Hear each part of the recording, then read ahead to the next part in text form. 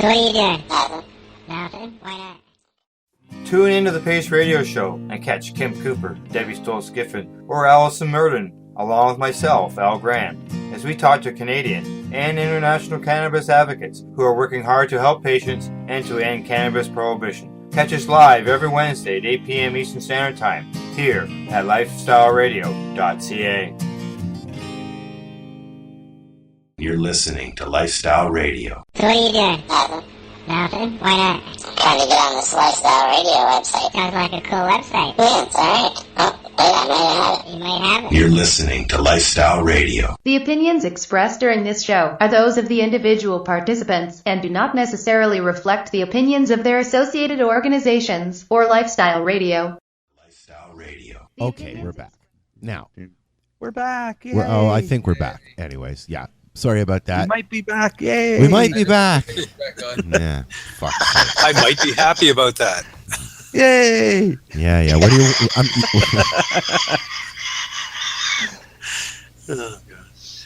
Fucked up Oh, Friday. gosh.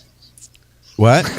Al's got an excuse. He's got medical Oh, that issues. should be our new thing. Yeah, Fucked it's up medical. Fridays. Yeah, it's all my Fuck medical Fridays. issues. That's what it is. Yeah, that's what it is. yeah. So what we were just talking about while we were off is we were online and checking out one of the websites. And what do we do? There's two different pricings. Yeah, the Vice News article. Which you said you posted that, didn't you, Al? Yep. Yeah. So, yeah, but what they're doing is you go the veterans. You go to a website or one of the LP websites, and they ask, "Are you a veteran?" And if you click yes, I'm a veteran, automatically all the strains that are less than $12.50 a gram disappear, and all you see are the strains $12.50 and up. And you figure as a veteran you'd have more selection rather than less. Yeah. But veterans have picked which strains you can have. Did the veterans or did the people who represent the veterans choose it? Okay, the people who represent the company that represents the veterans Okay. selects which strains you can and Right. can't have. So why let's ask a a rhetorical question. Well, maybe it's not rhetorical. Let's answer it.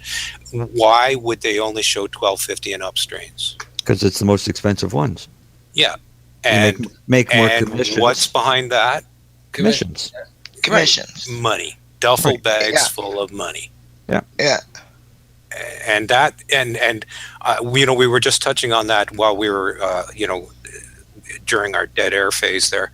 We were discussing about how the whole thing with the veterans and cannabis all started out in a very altruistic manner. It was all about helping sick veterans with PTSD and issues that they were having a lot of trouble dealing with, a high suicide rate and all those things. And all those things are still true, and it's all still helping veterans with those issues. But now it's kind of flipped, and the money has started to infiltrate into those altruistic reasons that they started with. And now it's becoming about the duffel bags full of money. Yeah, I'll it is give morphed you- into something different. Oh, Yes. it's It's gone a just place, an ugly place, in my opinion. In the Mind you. old book called Grow Your Own Stone, there was a line in there, and it always held true for me. It was marijuana and money shouldn't mix. Okay? Anytime you get them to get, it shouldn't be as much as it is. Okay? It's something, if it grew wild, would be pennies and pennies a pound. Okay? But it isn't because of this whole bullshit we have to deal with. So if Prohibition. you could take the cash It's prohibition. out of it, Yeah. if you could take the cash out of it, everybody benefits. I mean, That's right. people that need oil after my burns, I could have bathed in the stuff. Okay, I can't even imagine how much faster I would have healed if I had just been able to bathe in oil. I mean, that's probably why I healed so well as it was, because it was a fire from the oil. So Could be. And the fact that you were using oil while you were in the hospital. exactly, and I was using oil before I was burned. I mean, all those things had to be part of the factor for why I'm Why still you here. healed so well. You're I mean, for the extent of the burns that you got, you're a pretty fucking lucky guy too. Oh no shit. Oh yeah. Right? I mean, you still got a long ways to go to get full mobility, if Well, you will. Come because scar tissue doesn't stretch like skin, right? So No. it actually gets smaller and smaller. So it's kind of like being in rawhide. Yeah. You're always going to lose more and more. Cut you open, stretch you apart. Yeah, they call them Z-plasties. All kinds of fun. Lots of fun. Yeah. Let's release the muscle tissue from the skin scar. Yeah, awesome. Yeah. Anyway. Yeah, let's talk about something a little more. Dwell on that. Let's go back to the fun stuff we were just talking about. I don't want to gross anybody out. I mean, it's okay to have a business and it's okay to make money and it's okay, but don't do it under the guise of you're only here to help when really you're not helping everybody. If you're making duffel bags, I'm here to help at a price. If you pay me enough, manipulating the market. They're manipulating the market. Is what they're doing. Of course, you know what I mean. Like it's almost like extorting. Fucked up version of extortion. It's almost like they're like justifying black market pricing. It's like taking your car to a body shop. If you go into a body shop, you want to get some work done, it's one price. If it was because of a car accident and insurance is involved, it's a completely different price. And if you pay cash, it's a lower price than either of those. But when the insurance is involved, the prices go up because they know that nobody asks. They just pay it. Okay, you know what? Right now, I can get top-notch bud retail on the black market. Not that I do, but I can get it right now. I know for $150 an ounce. Yes, that's $5.36 a gram. So, they are not endorsing or even representing black market prices. They are, in fact, way, way, way beyond black market prices. Right. But if you look at street value per gram, all right, which I think on average now across the country, they say is 864 as a national average. 8, yeah. Is that taking into account like just black market, or the dispensaries? Do they consider dispensaries as part of the black market? Both, yes. Okay. That's using dispensary prices because they're the ones. Then I would have thought that number would be even higher. Well, actually, because if you think about it, if dispensaries are selling strains that are $10 a gram and $3 and down to $3 a gram, then their average price is around 8 something. And yes, there are dispensaries that have $3 a gram cannabis. Yeah. A lot of the times it's milled. Not always. No, but a lot of the times I've seen the have the milled stuff. So why is the cannabis that sells for $3 a gram and then the other cannabis that sells for $10 a gram, when they both require the same amount of effort and time and the one all that was stuff? Why can one sell for $3 and the other has to sell for $10? Because maybe the one that was $3 was grown outdoors, which in my mind would be a better cannabis. Oh, well, that's true, yeah. And maybe the one that's selling for 10, the dispensary had to pick it up for 7. That's right. True. And maybe the one because that's somebody 50, grew it indoors under high pressure sodium. True. and maybe the one that's 15 is a sativa that's a 120-day cycle, and you can't cycle it as long. Right. Or See, cycle through as fast. There is differences in prices, availability, what the guy that's selling it thinks it's worth to him, right? So that's right. But if you don't have any, you'll true. take it. But the prices have never been congruent with the cost to grow. Prices have always been higher because of the risk assessment due to the illegalities of it. Right? Remember, cannabis wasn't designed to grow indoors. The only reason it was ever grown indoors was to hide it. Right. Yep. Which is why the price is so high, because the cost of producing it. One of the things, the two words that keep coming back to me, value added. Anybody that's in any kind of fucking business knows those two words. You think value added every time you look at any of these processes, procedures, and the cost at the end. Mm-hmm. No fucking wonder it's $20 a gram for some of that stuff. Seriously?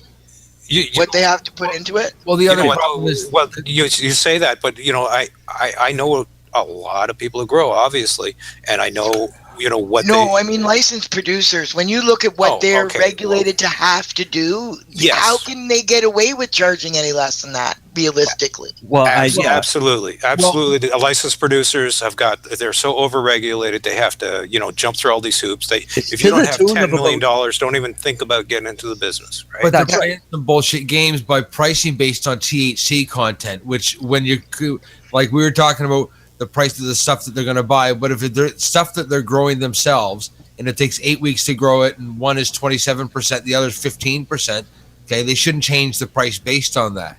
But they do, and that's more to the point that I was trying to make, Chris, is that there's two different types of cannabis. They both took the same amount of effort, but because one is more desirable than the other, whether it's THC or taste or look or whatever, they sell for different prices.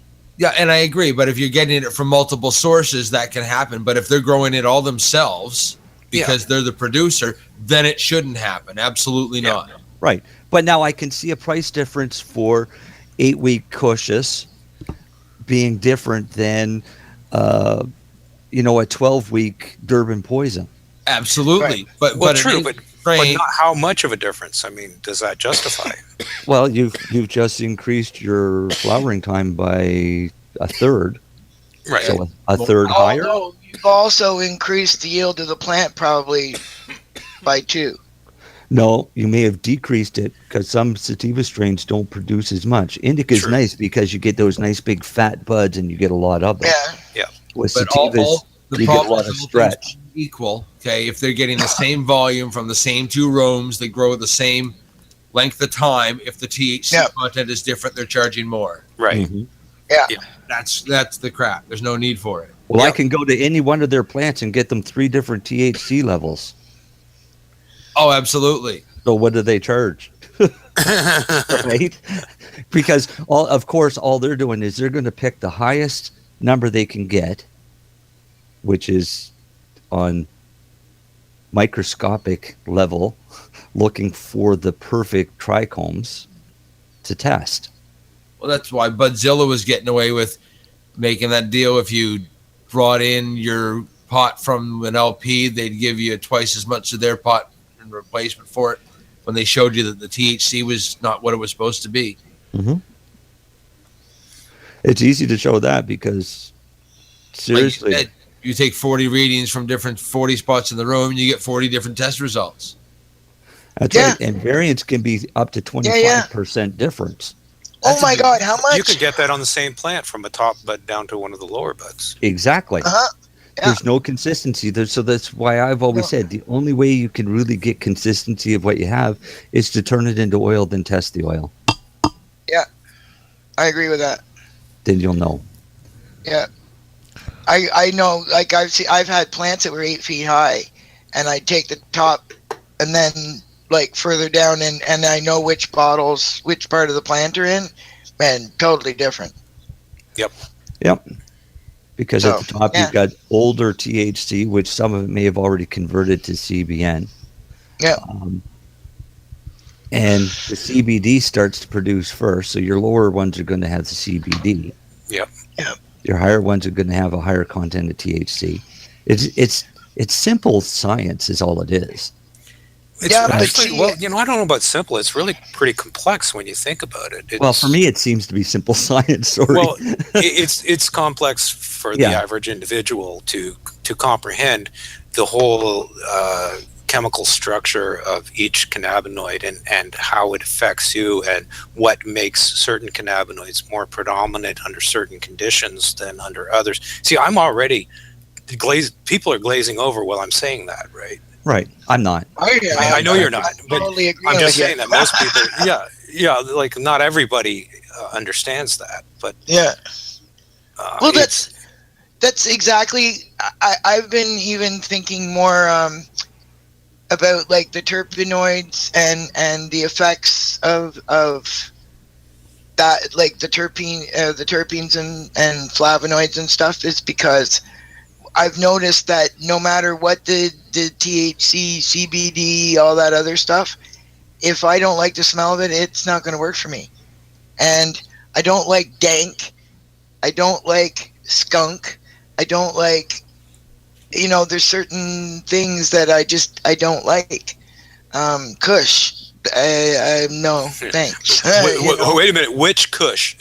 You mean like any? I've never. You know what? Well, actually, I have one cross out of the garden now. Yeah. That had some blueberry in it and Kush. And you think? That together. Well, exactly. The person that gave me the seed told me that, right? Right. And I've had people give me cuttings. They said they don't have bugs too. Well, no, the shape and color of the plant. After the years of growing, I have come to recognize the shapes and colors of the plants and the dominant strains in the plant based on the shapes and the colors of the plants and leaves and all that other shit, right? They were if they weren't Kush, they fucking looked just like one. Yeah. And it's okay mixed with like my Jean-Guy or a lamb's bread or something like that, but by itself, yeah. You know what I have found about Kush is that word has been like, because now I've been, we've been selling seeds, and I've been getting into the strains and finding out more about genetics and things like that. So I've pretty much got it nailed down that the word Kush, among other words, is simply a marketing tool. And I think so, yeah. And that if you had a geneticist actually analyze a sample of something that you bought that was called Kush and broke it down to a genetic profile, and then actually got something from the Hindu Kush region and tested that, and then compared those genetic profiles, you would find no correlation whatsoever.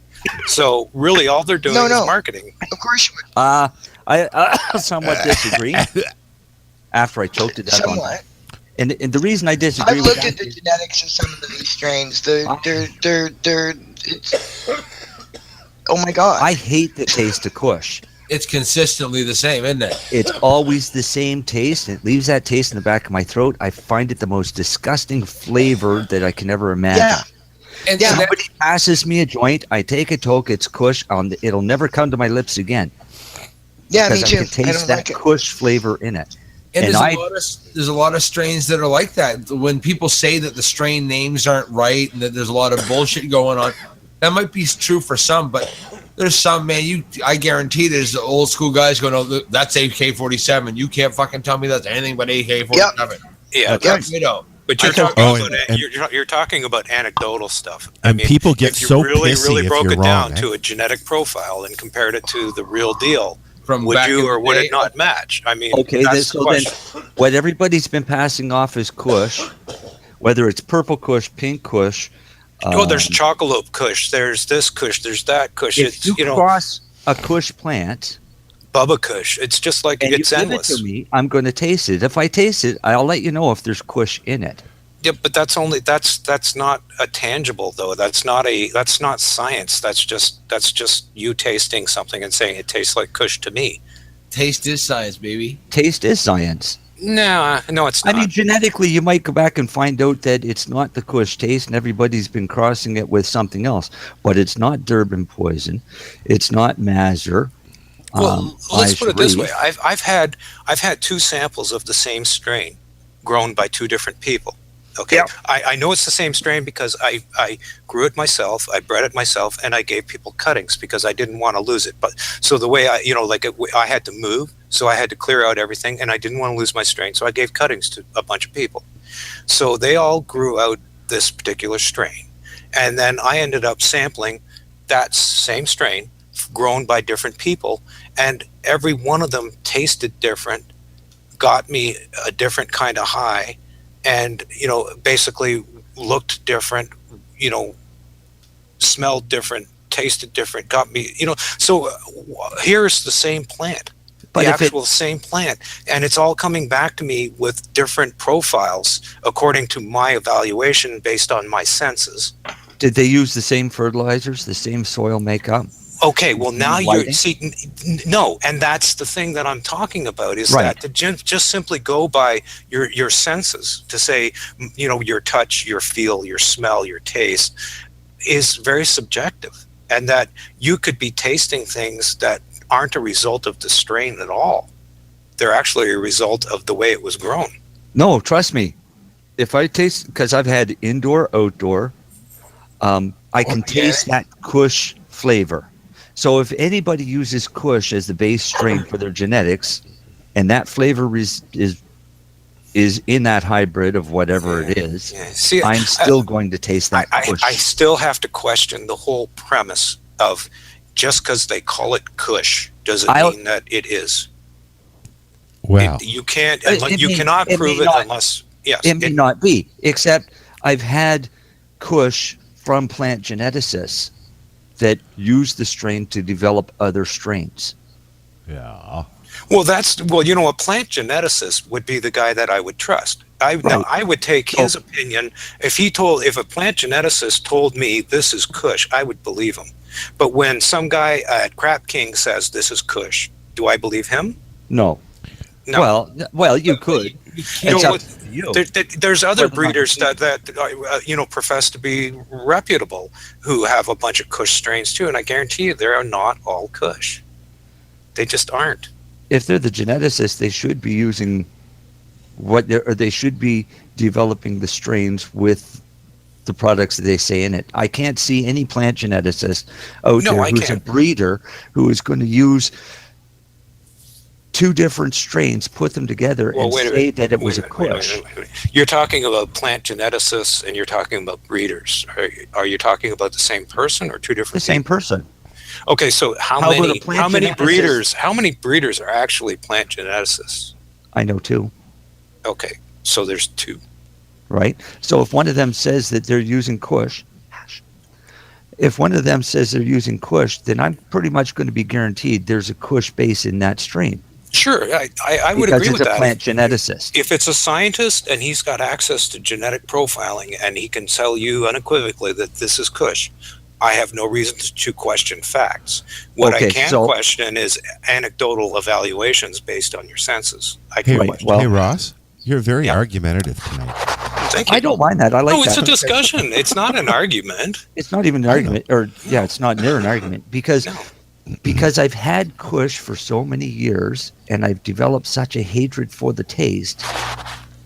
If you showed up to my house and you brought me 3 strains and just a joint of each one, I tell you which one had Kush in it. Do you want to hear some other names? Let's throw some other names out. White Widow. How many White Widows do you know of? Haze. How many Haze do you know of? Right. There's a lot of different Haze. Haze is a sativa. Yeah.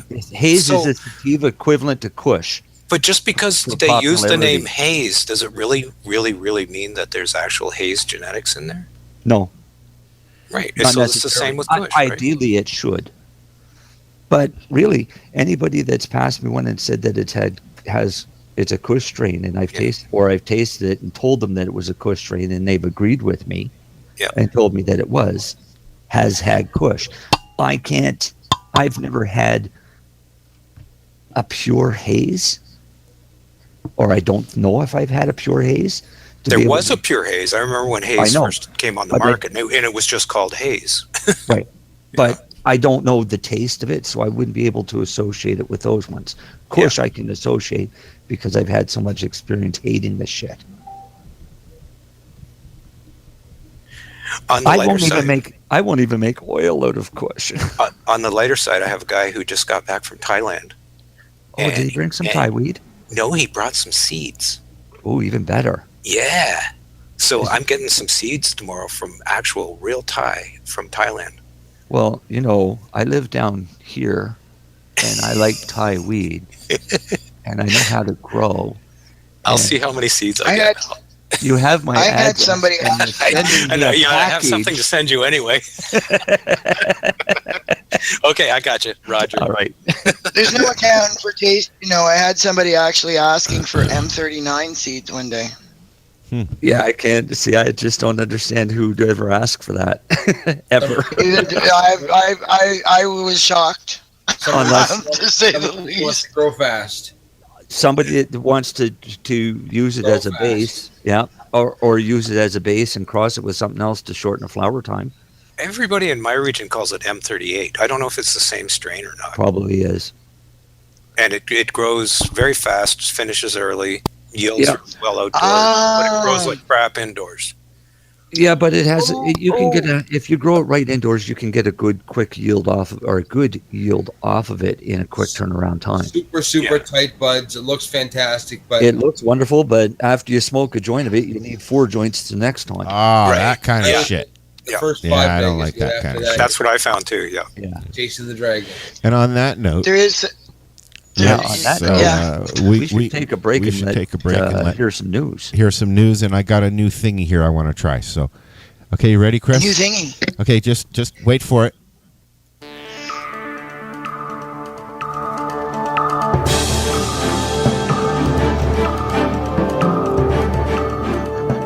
This is your 420 seconds of news with Chris Backer. Nearly half of all Americans say they've tried cannabis at least once in their life. With more people lighting up than ever, and then nearly 20% of all Americans now living in a state with access to cannabis for adults, it's important to remember how many fatally overdose on the drug. Zip, 0. That's according to the National Institute on Drug Abuse, which collects data on a range of other substances, both legal and illicit, and the Drug Enforcement Administration. For comparison, opioids, which include prescription pain relievers and heroin, killed more than 28,000 Americans in 2014.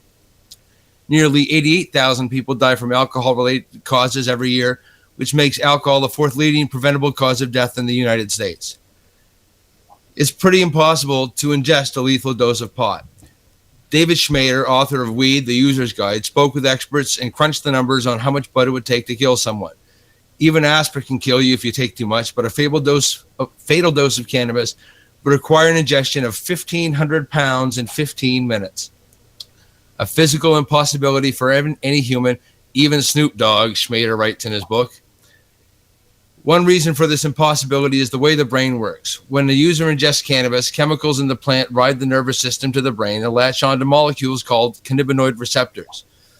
Those little holding cells influence pleasure, memory, coordination, cognition, amongst other functions, which is why getting high affects thinking and behavior. Cannabinoid receptors are found in the are not found in the brainstem areas that control breathing. Thus, lethal doses from cannabis and cannabinoids do not occur, the National Cancer Institute explains.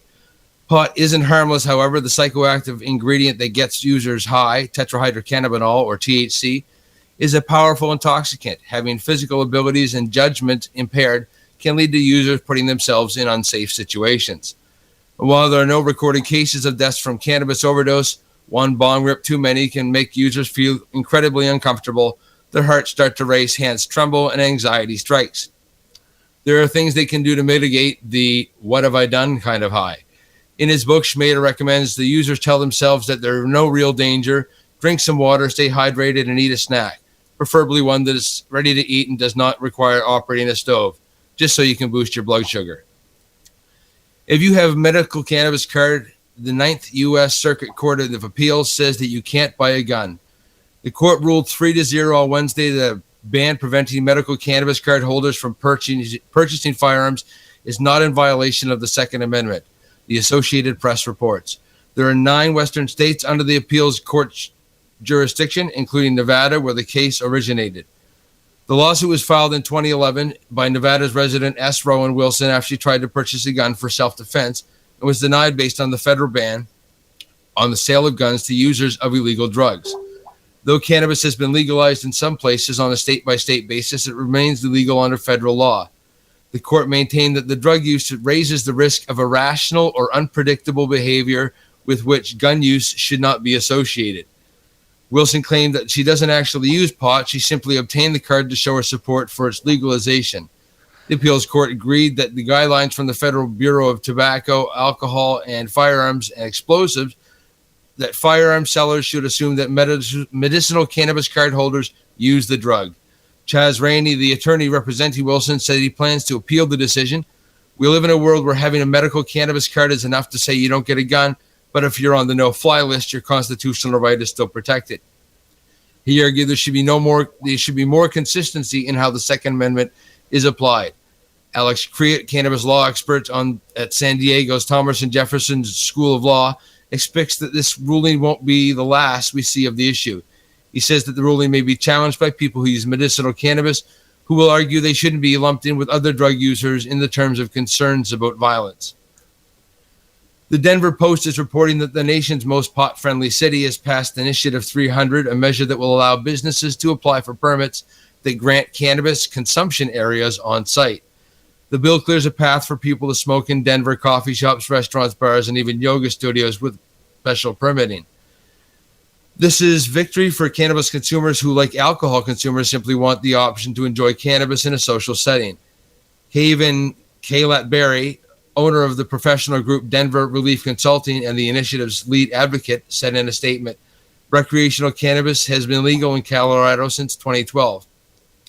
A booming canna tourism industry has taken hold since then, with tourists dropping an estimated $100 million at recreational cannabis stores in Colorado last year. Vacationing smokers accounted for nearly 17% of adult use sales in the state, the Marijuana Business Daily reports. Until now, public use of cannabis has been banned by state law. Initiative 300 lets any small business, separate from the private cannabis clubs that have cropped up across Colorado, create a designated weed zone. The Denver Post reports the measure requires that the business owner gets permission from local neighborhood and or business group. The BYO Bud law creates more opportunities for consumption and could increase tax revenue from tourists and locals alike. In October, State Representative Jonah Singer, who endorsed the initiative, told the Denver Post the law may also curb citations issued to people who light up in public. Finally, law enforcement is going to have the opportunity to tell people, you know what, you can't smoke in a park, you can't smoke in a hotel, you can't smoke in any number of places, but here's where you can go, Singer said. The bill remains in effect for 4 years. After that, the city officials can decide whether or not to let the pilot program continue. There was a strong police presence in Whitewood last Thursday when RCMP raided the Lalonde Street home of 45-year-old Whitewood resident Jerry Martin, as well as his business location on 3rd Avenue. Police officers and vehicles were very visible at both locations throughout the day.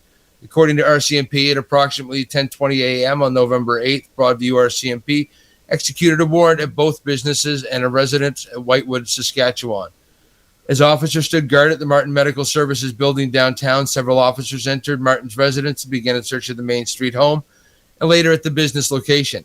RCMP seized cannabis, hash oil, cell phones, and computers, an undisclosed amount of cash, and 3 vehicles. They, the RCMP, must have decided it was illegal and acted upon that, Mayor Doug Armstrong said in an interview on November 9th. They must have had enough information that there was a crime had been committed, he added. Armstrong spoke of the donations Martin Medical Services has made to the community, and though he said the community can be thankful for those donations, he said the question needs to be asked is, where has this money been generated? In my way of thinking, if it's illegal, should we be taking the money from an illegal activity, he asked. Martin opened his dispensary in 2012 under the name Martin and Strauss Medical Services. In 2014, he began operating as Martin Medical Services. Martin's goal, according to his website, was to provide high-quality medicinal cannabis products to legitimate patients with valid medical need. During this time, Martin Medical has donated money to various causes and organizations. However, the town of Whitewood, unsure whether they should be on the receiving end of monies obtained from what could be illegal activity, made the decision last year not to accept money from Martin Medical Services until the federal government made it clear that dispensaries such as Martin's were operating legally. Excuse me. The community of Whitewood has been divided on the issue as to whether or not to accept funds from the cannabis dispensary. Some feel strongly there is no reason not to accept donations, while some want to know whether the business is legal before they accept money from them. In September 2015, Martin said he had received a warning letter from Health Canada regarding the illegal sale and advertising of cannabis, telling him to immediately suspend all activities with controlled substances or face enforcement action by the RCMP. Martin Medical Services was just one of 13 medical cannabis dispensaries in the country that received the warning letter at the time, September 2015. Martin was on November 8th charged with several offenses relating to the operation of an unlawful cannabis dispensary. Charges include trafficking cannabis resin, possession of cannabis resin, possession of proceeds of crime, trafficking and proceeds of crime, and laundering proceeds of crime. RCMP say the investigation is ongoing and the Broadview RCMP will be assisted by the Yorkton General Investigation Section, the Yorkton Forensic Identification Services Section, and the RCMP's Integrated Proceeds of Crime Unit. Jerry Martin appeared in court on Broadview on November 9th and was released. He is scheduled to appear in court again at November 23rd. And that's been your news. That's 420 seconds, and peace, love, and hippie shit. Back to you guys. Cool. Thanks, Chris. Well, while you were yapping away there, Chris, George Jung just followed our show. So if you're listening, George, hello. Come on the show. Let's talk about your life. Do you know who that is? George? Yep. No. George Jung is the gentleman that the movie Blow was about. Oh, okay. Yeah. Gotcha. Gangsta. Yeah. Smuggler. We've had a few smugglers on the show, actually, over the years. Laurie and I have talked to, what's his name, Laurie? Down in the States. I'm having, both of them were down in the States. Well, one of them the other ones was Tuna Diaries fella there. yeah, Robert Platsorn, Robert Platsorn, and then we had the two brothers on there, Doug, right, and I can't remember the other. Fly stuff up from Colombia. Yeah. We should get some more on there. I'd love to talk to George. Actually, he's had an amazing life, and he did a lot of time. Well, tell George to come on. I already did. All right. We're just waiting to see if he'd say anything. That's all. Oh, I don't know if he'll say anything or not. Oh, well, speaking of who to ask on, we reached out last week to talk to Neil Allard to see if he'd come on. Yeah, that's right. Yep, That's right. And I asked him if he'd come on do an interview. He sent me this message. He was unable to make it, so he said this: "Thanks very much for your offer, but I must graciously decline. I will send this message though, if I may.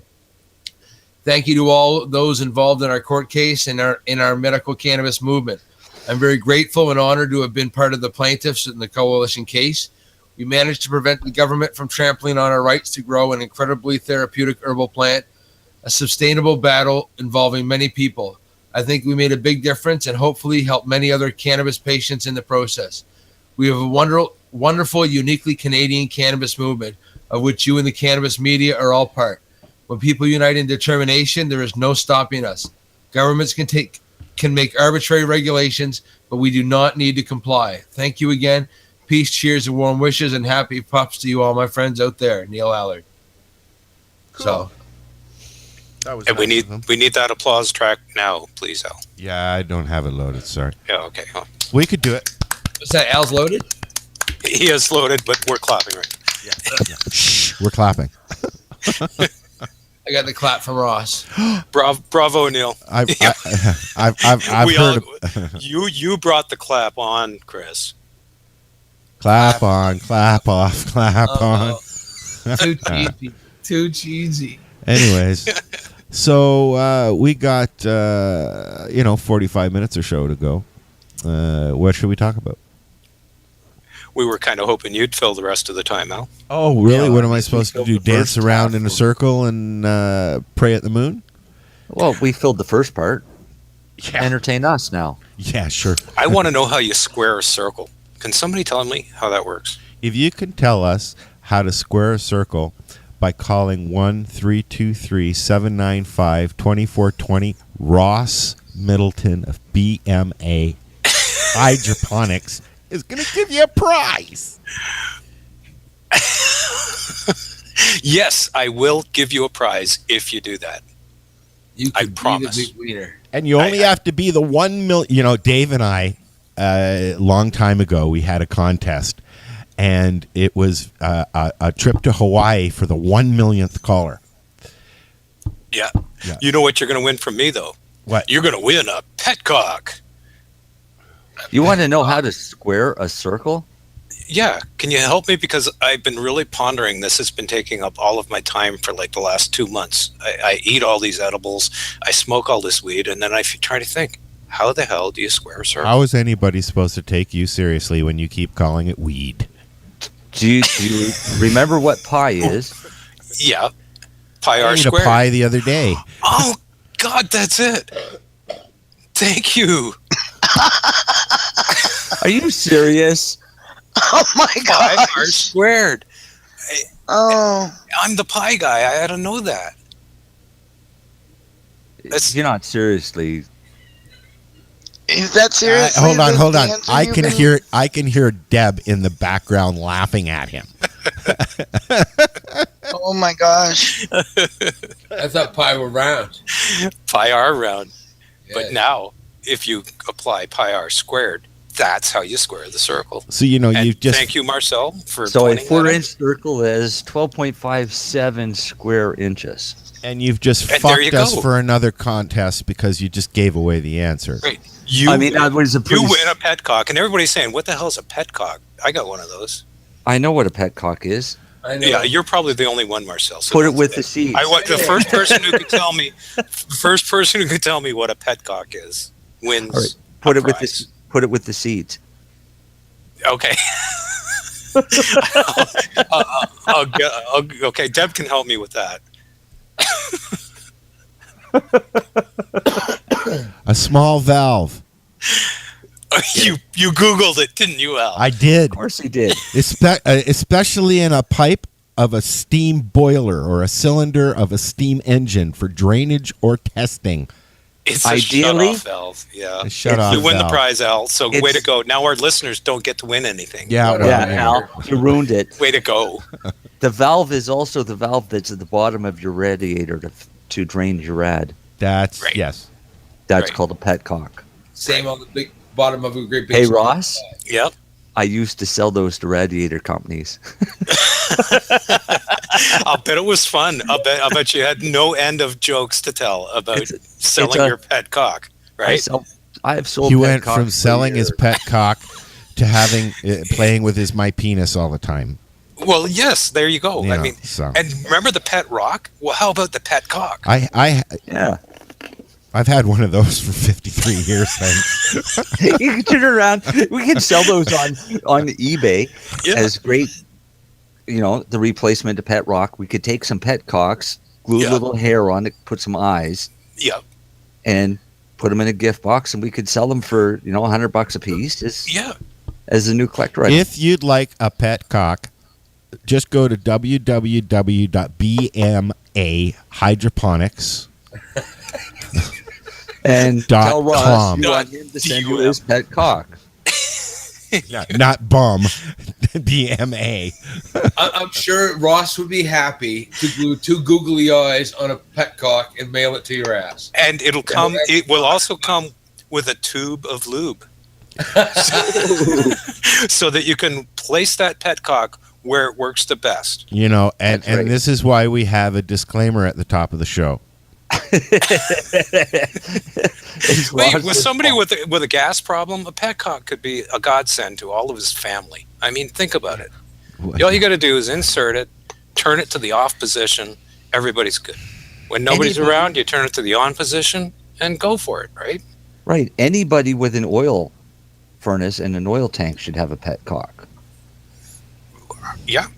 I think most people would tell you they've got. Alrighty, and we'll be back with my penis in a few minutes. I was just thinking, talk about getting off track. Well, now we're going to talk about getting off. Wow, this is a I have, different kind of show. I have a comment I'd like to make about one of the news items. Oh, God. Here we go.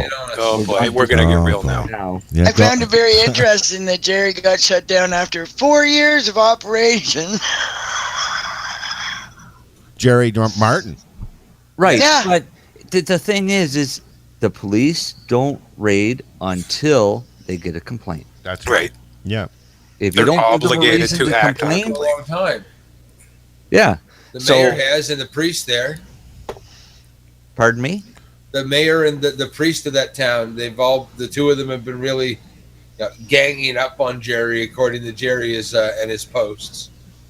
He went for a lot of years there without any hassle. Yeah. So why now? Is it the pre-legalization panic that all the prohibitionists are going through? Probably. Or that he's not still donating to all the good causes in the town. Oh, yeah. He did before. I don't And know, now Chris. they're Can going, you? oh, well, maybe we shouldn't have taken that money. What? Well, it's too late. You took the money and now you've busted the guy. I mean, what the hell? Yeah, I know. And in Ottawa, there's a different situation. A little while ago, there were 17 dispensaries. I think down to 5, just in a couple of weeks. didn't the same thing happen to the guy in Saskatoon, I think it is, that had a dispensary, and he had been giving all kinds of money to the community, and he just got busted recently too. That was the Winnipeg, wasn't it? I thought it was Saskatoon. Maybe it was Saskatoon. There was one in Saskatoon too, yeah. Yeah. Wait, so there's another example where here's somebody doing a lot of good for the community, and what does he get for his trouble? Oh, not more trouble. A big More fat trouble. pet cock. with a tube of lube. One of the Very things I was reading today about Jerry said he was standing in his living room and there was literally nothing in the living room except for 11 cents that the cops had left on the living room floor. There's nothing. They took everything out of the house. Okay, So you mean like furniture and everything? Like you mean everything? That's Like how it was. furniture? I don't know if that's what they meant, but that's kind of the way the claims kind of felt. That they took everything and left only 11 cents on the carpeted floor. Do you want to hear an interesting true story on somebody who's got busted by the police and odd things happen? I do know a guy, this happened several years ago, who got busted by the police, and he was basically just a lackey in a super huge outdoor grow operation. And he happened to be in the patch when the police came, and he took the rap for it, basically. So they went to his house and got a warrant to search his house. And they went, and of course, when they went into the house, he had an indoor grow going too. So then he got busted for that too. Here's where the interesting part comes in. They took him away and they took him to jail. And right after they took him away, like within 30 minutes after they took him away, a moving van came up and backed up to his house, and they unloaded everything in his house into the moving van and left. And all of his neighbors sat there and watched this happen. I mean, he was, good friends with all of his neighbors, and they watched it all happen.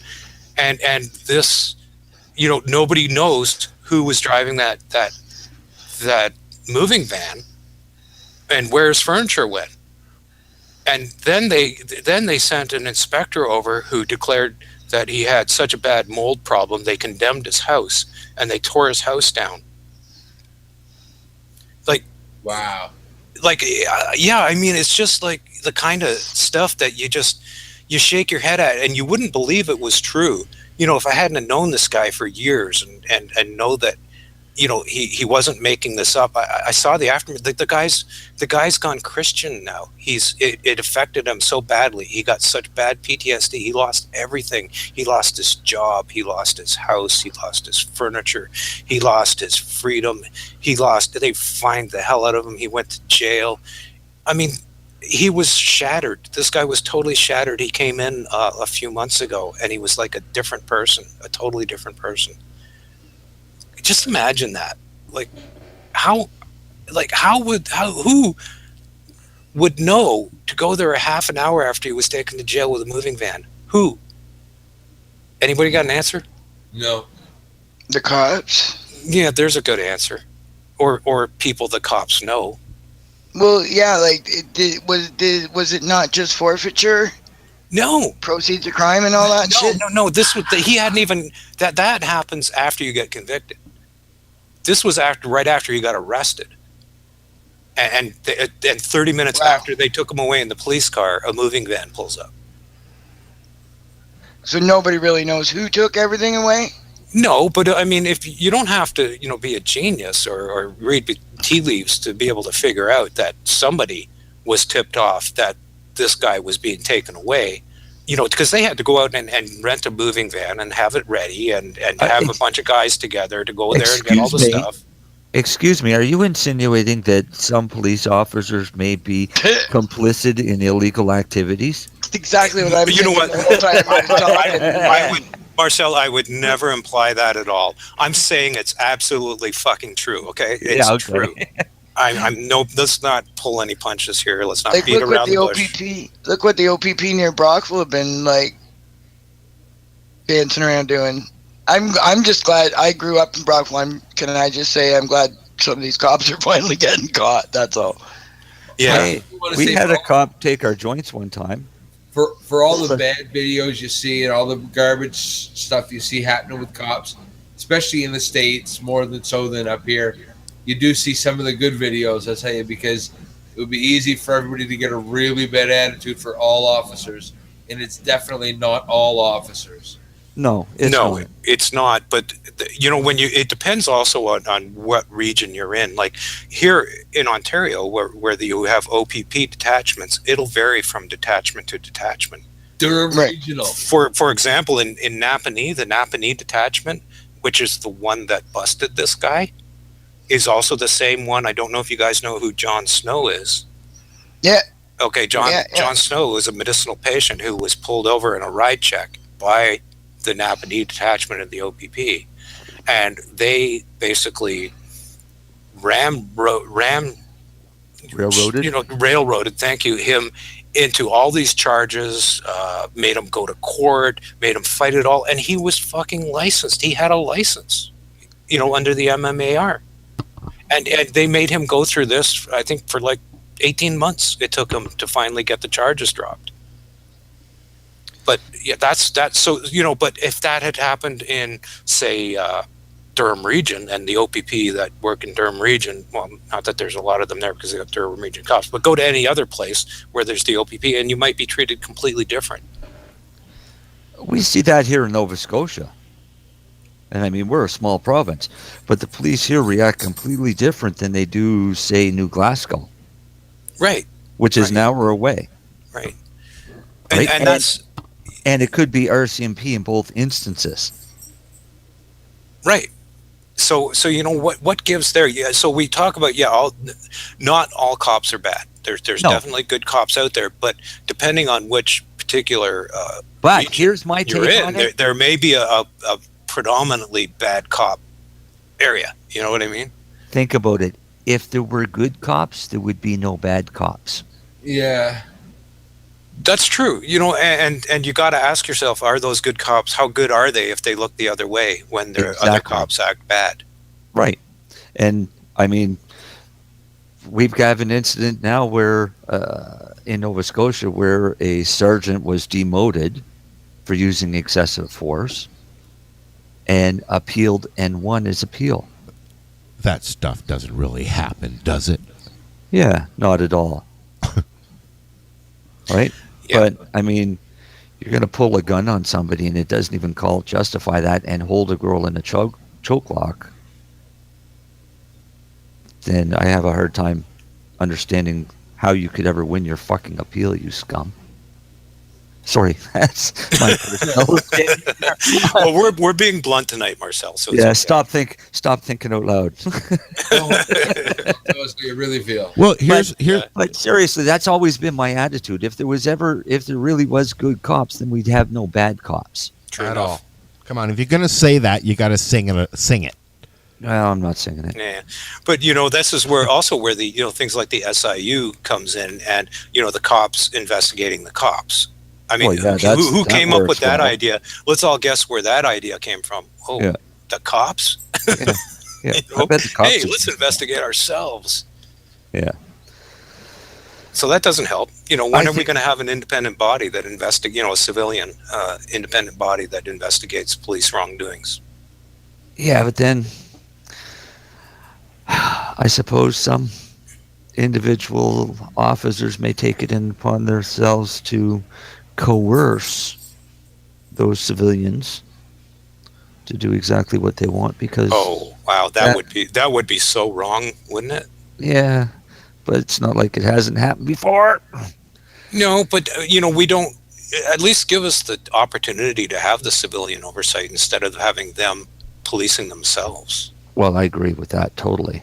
And then if they're going to intimidate the people that are providing that oversight, that can be dealt with on a different level than cops that are looking the other way, right? Yeah. Because you can't deal with cops that look the other way because there's nothing you can do. Yeah, and that's where the problem lies. Yep. Cops should just man up and say, "This is wrong." Yeah, you they guys should. are buzzkills. Pardon? You guys are buzzkills. Why? Why? You want okay? You want a buzzkill story? Yeah. Okay, here's a buzzkill cannabis story for you. I'm in a passenger seat of a car driven by another person. Okay, I'm smoking a joint. The person driving the car is not. Okay, I'm smoking the joint. We come up on a ride check. Okay, and it's like, they always hide the ride check, so you come around the corner or over the hill, and boom, they're there, right? So I'm like, oh, holy fuck! I roll down my window and I flick it out. What's left of the joint out on out of the car. And of course, I'm close enough that they see me do this. So they pull us over. We open up the window, and of course the smoke comes pouring out. And they're like, "Okay, where's the rest of the marijuana?" And it's like, and I'm thinking, I don't have any more. That was all I had. I just flicked that out the window. So I said, "I don't know what you're talking about, officer." You must be smelling something else. And it's like, "No way, that's black. Everybody, get out of the car. We're searching the car." And I'm like, "Okay, go ahead and search the car, but trust me, there's nothing else in that car." So anyway, they start searching the car. And after about 10, 15 minutes, the guy comes back around to the back of the car, and he's holding one of these little Ziploc baggies with a Ziploc on it, and it's got a joint in it. And he shakes it in front of my face, and he goes, "What is this? What is this? What is this?" And it's like he's almost hitting me in the face with it. I'm going, "I think it's a joint." And he says, "Well, it was in your car." And I'm like, "Well, I'm sorry, I had no idea it was there." Okay, here's the thing. I'm the passenger. Pardon me. It's not my car.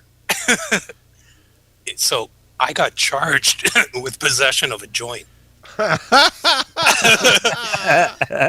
Sorry. Pardon me. You know what's happening. Anyway, so I get charged with possession of a joint. He writes me a promise to appear. Away I go. I'm pissed off. I'm like, where the fuck did this joint come? It turns out, how long ago was this? 2 weeks earlier, I had rolled a joint for Deb to take wherever she was going, and she lost it. And we just went, oh well, the joint's lost. So it turned out it was on the floor of the back, in the back seat, and that's where it ended up. And so I think he went back to the detachment and said, "Okay, I got this guy. I busted him for a joint, and this is how it happened." And I think maybe his sergeant or whoever, captain, I don't know what they call him, said, "Okay, well, so whose car was he driving?" "Well, he wasn't driving." "Okay, was it his car?" "No, it wasn't his car." "So was it on his person?" "No, it wasn't on his person. It was in the car." So anyway, one thing led to another, and all of a sudden, I come home one day, and on my door is a note, and it's handwritten by the cop who shook it in front of my face. And he said, "Dear Mr. Middleton, please accept my apologies. All charges have been dropped. Don't worry about anything. You don't have to show up for court. We have destroyed all the paperwork." And basically it's a note basically saying sorry for all the trouble. And I'm thinking, okay, well, this is really weird, and this is all right though. But here's the kicker. 6 months after that, I'm reading the newspaper, and of course it's signed. The guy signed it. No. The guy signed it. His name was J.P. Flagg, and I'll use his name because that's what his name was J.P. Flagg, and he signed it, J.P. Flagg. So I'm reading an article about 6 months later, and it's got the headline, OPP officer killed in chase. Motorcycle OPP officer chasing a pickup truck on backcountry roads goes off the road and through a fence and gets killed. And that officer's name was J.P. Flagg. And it was like, I'm only telling this story because it's weird and it made me feel weird. Well, I don't know. I don't know that it was karma even. It was just this twisted chain of events that kind of, one of those ones that makes you go, huh? So were you a legal patient at the time? Yeah, how long ago was it? No, I think it was like 2004. Oh, you fucking criminal. Yeah, so it was before I was actually licensed, but I was licensed very shortly after that. But yeah, and now there's a bridge in Kingston, one of the bridges over the 401, and it's the JP Flagg Memorial Bridge. And I go over it every time I go to see my specialist in Kingston. And it just seems so surreal and kind of weird. And I don't know why I'm telling this story, but I hope everybody found it kind of interesting, because it was a weird thing that happened to me. Yeah, that was kind of weird. Yeah. So, it's kind of cosmic, I guess. You're lucky. We had a cop take our pot one night. Pulled us over, took a bag of joints, said he would give us a break and not charge us. And then he got in his car and drove away. So we followed him. And we followed him where he drove right to his house, went inside. A few minutes later, came back out, got in his car and drove away. So we keyed his car.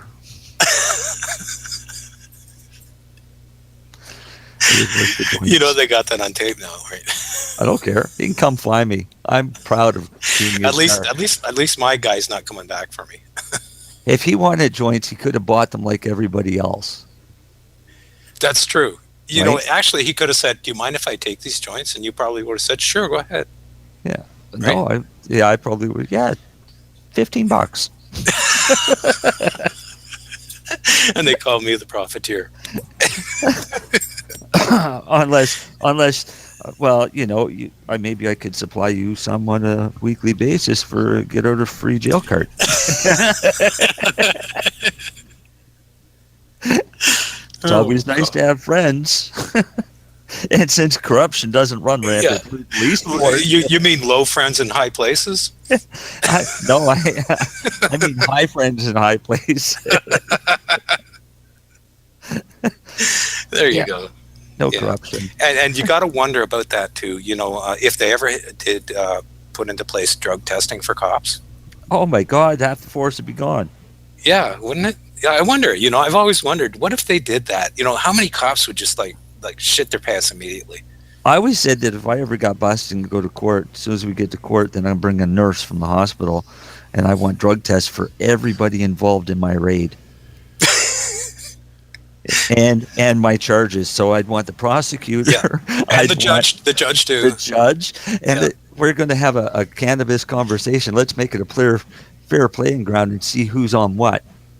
Oh God! If you could get an actor to come in with you that would play a government official, some federal official, who said, "Okay, here's the containers. Everybody go pee." Yeah. Just to see the look on their faces, right? That would be awesome. Right now. Yeah. Sorry, we're having mandatory drug testing before this trial starts. I've always thought jury selection. Sorry, you don't use cannabis. Refuse. No, the jury selection process. Please pee in this cup. Okay, you're out. Do they have mandatory drug testing for jury selection in Canada? No. We want it though, don't we, Marcel? Yeah. That way we can pick and choose. If you haven't smoked cannabis, then you can't be a juror on my trial. And if you haven't smoked it recently, that it doesn't show up in the test, no, we don't want you. Right. Exactly.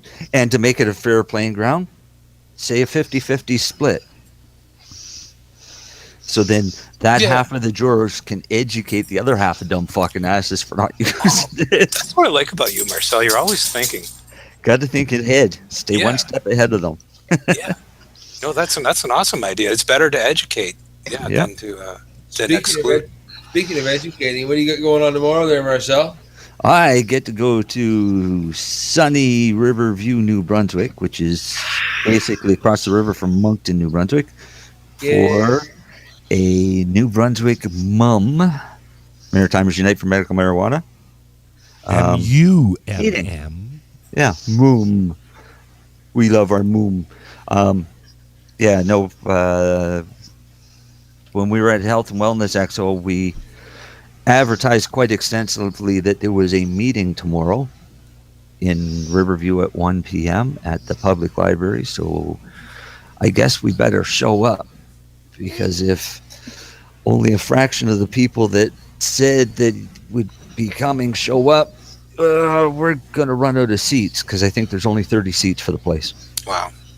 You guys always have such great turnouts out there. Like when you know, I think it's awesome. Like what Chris does with the cannabis and coffee and cookies thing. I've always just thought that's such an awesome thing to do. We have the highest per capita rate of medical cannabis patients in the country. Yeah, you do. And you know something else you guys have got is you've got a lot of dispensaries out there that aren't being bothered. Only one, and they haven't been bothered in quite some time because they're still fighting their charges. Are there not other dispensaries in the Maritimes, not necessarily just in New Brunswick, but in the Maritimes that are kind of operating? We've got tons of them. And speaking Weed, of farm, Weed Maps is just popping up constantly. Yeah, speaking of weed, or speaking of the pharmacists. Speaking of the farm, I noticed that last week Chris had posted that the charges against Jess and Jason the Bud Tender had been stayed on the 2013 raid or set of charges. Did they cite why they were stayed? No, they I didn't hear just that they were stayed. Usually if the stay just means that they're going to ignore them because they figure they've got enough on Chris alone, and they figure Chris is going to be enough of a battle. The other reason they could have stayed them is there was also in the news this week was they were talking about the whole 30 months. I mean, the Supreme Court ruled if you don't have your shit handled, if the courts don't have it handled in 30 months, and they just let off somebody who was being charged with second-degree murder. Yep. Okay, and they just stayed his charges because it's been over 30 months.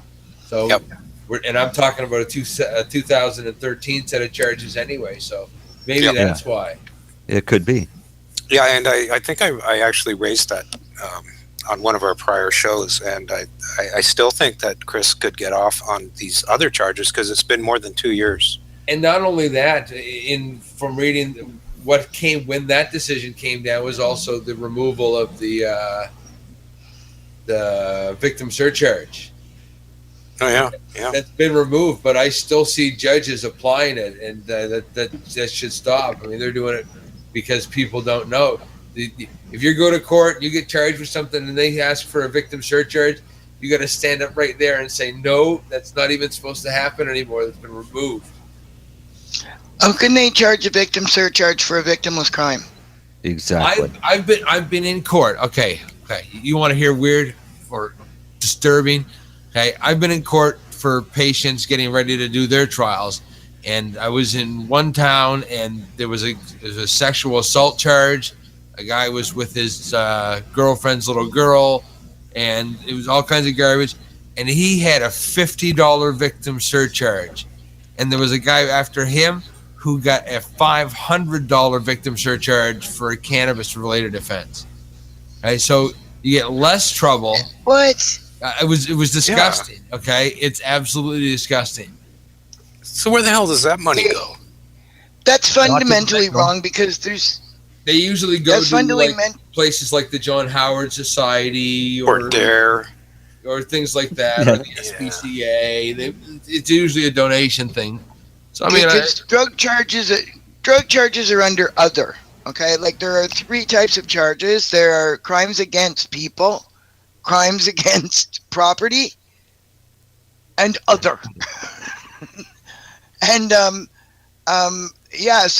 it's actually factually a victimless crime. So when you go to court and you're busted, then your first demands before you even get to trial is that you want to subpoena the victim. Mm-hmm. Yeah, there's a good one. Yeah, it's been tried before and it gets shot down, but it's always fun to mess with them because then they know you're coming for a fight. Sure, they can't fit all of society in that courtroom, can they? No. And there's also the argument of mens rea. I mean, there's no criminal intent. You're not trying to break the law, okay? No victim, no crime. Yep. That's right. Well, yeah, because I ran up against this when I was trying to put together data and dollar numbers and all this other shit. I started doing research, and I came up with the fact that I believe the stats were that only 2% of the crime that I had the total amount of prosecution for costs for the year and stuff like that, and only 2% of the crime was other. And of that, only the way it worked out was only 2% of the crimes were drug crimes, and only 60% of them were cannabis related. And it ended up being such a fucking small amount of money, I didn't really know how the hell to split that up. You know what I mean? Although they do say that prosecution costs on drug cases are the largest slice of the pie as for prosecution cost, but yet represents only 60% of 2%. So, what is that? A little over 1% of all the crime. All I know is about 78% of people make up statistics on the spot. Yeah, no, this was actually statistics that I was looking up to put in. I'm pretty sure it was 80. It's Stats Canada stuff. So here's really, a good. That's cool. I was trying to do that. Here's a good Put statistic together. for you. The Health Canada claimed that their justification for the MMPR was MMAR patients were diverting cannabis to the black market. The conviction Abuse rate, program. right? The conviction rate was Yeah. less than 0.1% of the MMAR patients. 4% of our Senate were found guilty of being fucking criminals. They got rid of the MMAR, but they kept the Senate. And over 80% of those on MMAR either produced themselves or had a designated producer. Yeah.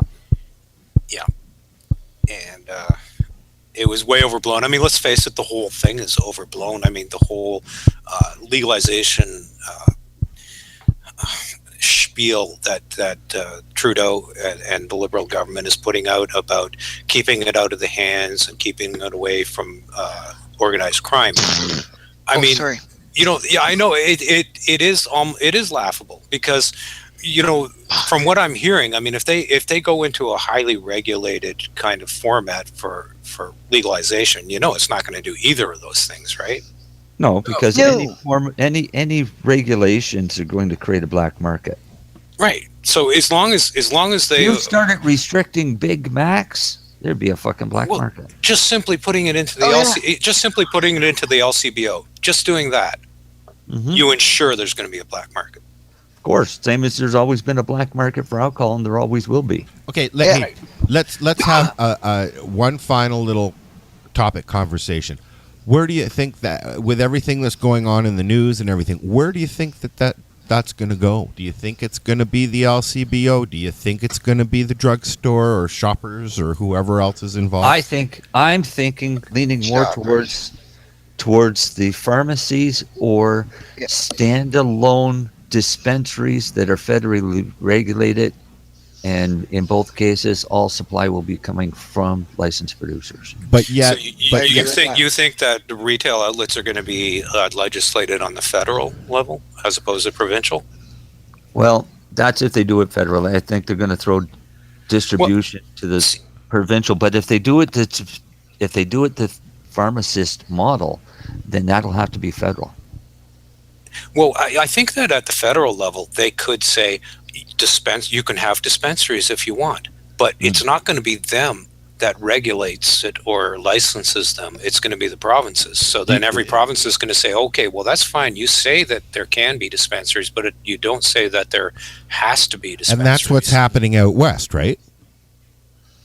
Well, no, what's happening out west is something that's like premature ejaculation. I don't want to use that word. Okay, it's not even, it's taking something that's in a black area and making it gray, right? Whereas, as opposed to taking something that's supposed to be in a white area, but they are making it gray. They are registering some, and they are allowing and licensing some. They've but just it doesn't started make doing them legal. That. Okay, all right. See, because go to the Health Canada website and they'll say right there, storefront dispensaries and compassion clubs are illegal. But you know what they've never said is they've never said mail orders illegal. Yeah, they've never said that Right. yet, have they? And we have a flourishing mail order in this business. Oh yeah. Who's Have shushing? that for Who's shushing? Okay. As long as I was ordering mail order 10 years ago. I know Bud Buddy's been out there for 20 years. Yeah. Okay, and I know they've never had any problems. So, yeah, I think that may be the future to a large degree in place of storefront dispensaries, especially if they're not allowed by certain provinces or not allowed by the federal government or whatever. I think you're going to see a real proliferation of online dispensaries because all the storefront ones are going to be busted. Basically, they're going to be sitting ducks. I have to say, the majority of the population in need is nowhere near a goddamn dispensary, eh? Well, yeah, I mean, depending on where you live. If you're in BC, that may not be so. Exactly. Like even our host of Cannabis and Coffee with the Marijuana lives in a remote part of British Columbia, but she only has to drive 30 kilometers to get to the closest dispensary. I have a 4-hour drive.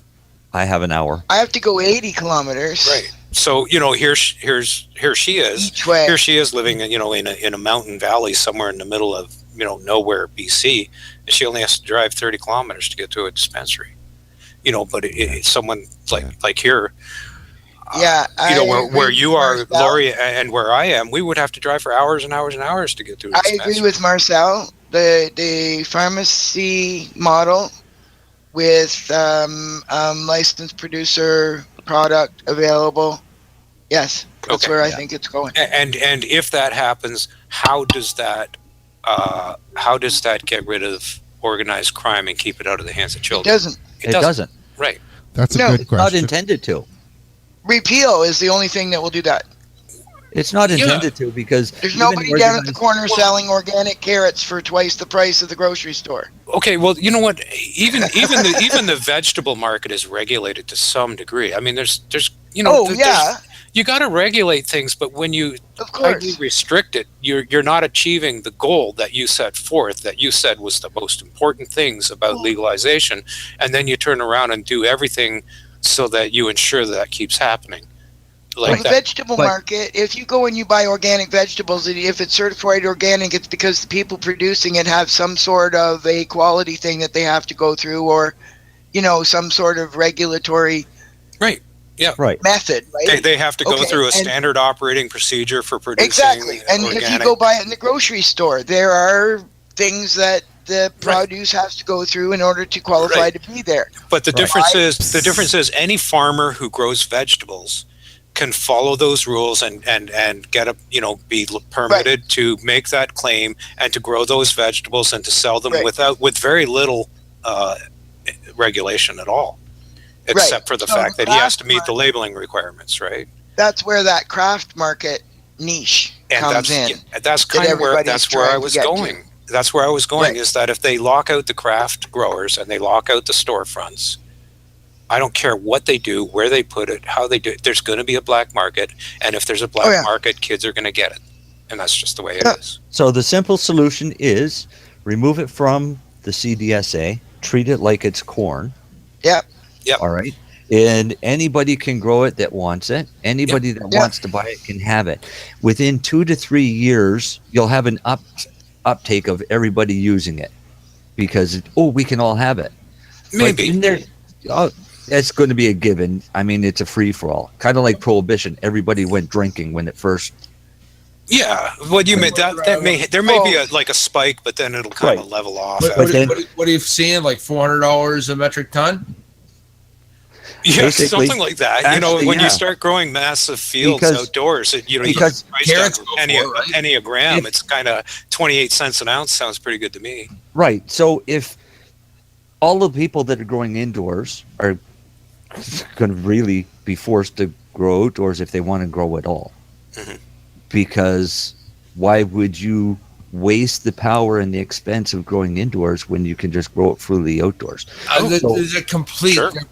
But like corn, if you're going to produce cannabis for sale, then you need to be licensed to produce it for sale as a farm or whatever, so that you have health inspections because you're selling it in the grocery store, farmer market, or wherever.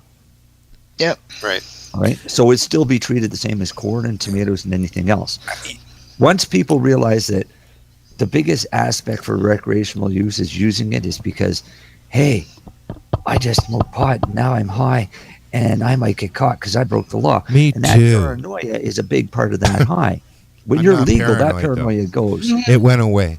The minute And I you got don't my have license, that it went away. Poof. Paranoia. You don't have that nice euphoric aspect of that paranoia triggering in your brain. So Well, it becomes a very boring drug quickly. And it's something young people do to rebel too.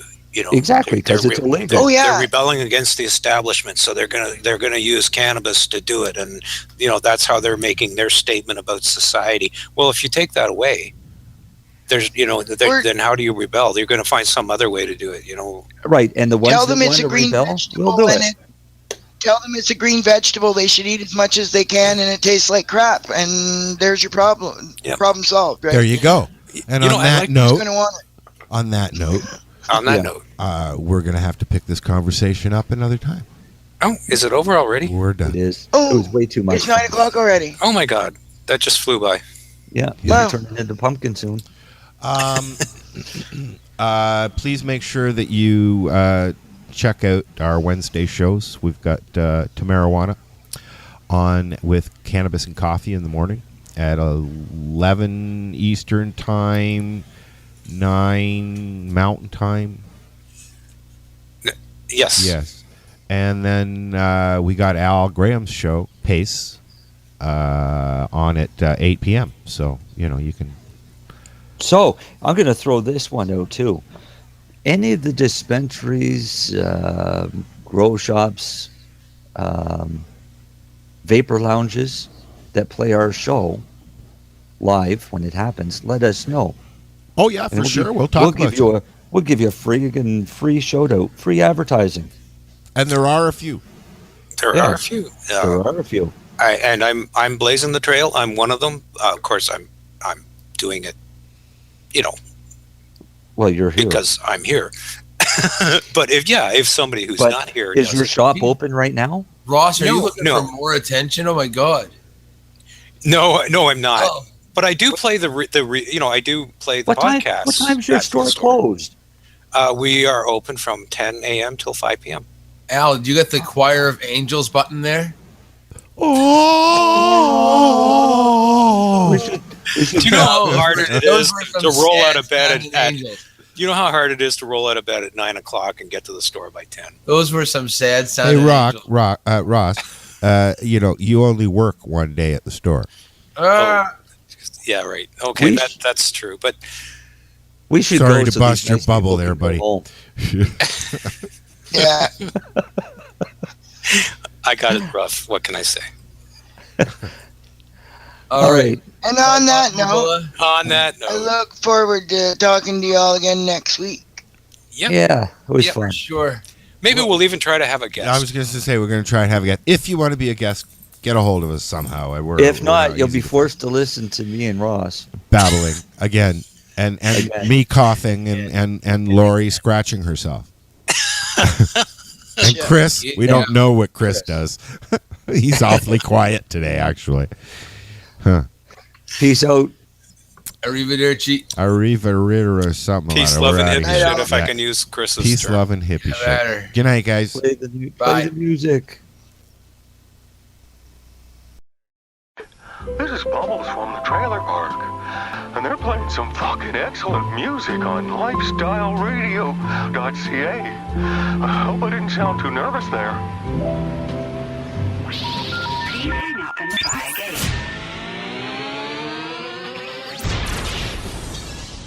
You're listening to Lifestyle Radio.